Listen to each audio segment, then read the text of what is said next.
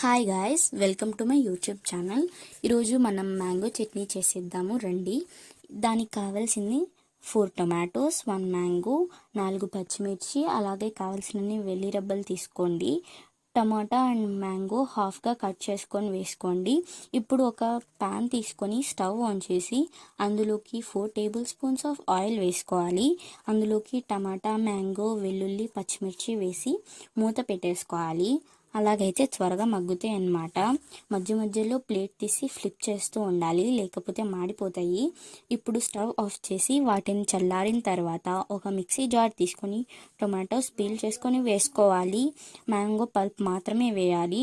ఇంకా పచ్చిమిర్చి, వెల్లుల్లి తీసుకొని దానితో పాటు కొంచెం కారం, టేస్ట్కి తగినంత సాల్ట్ వేసుకోవాలి. కట్ చేసిన ఆనియన్ కూడా వేసుకొని పేస్ట్ అయ్యేలాగే మిక్సీ పట్టాలి.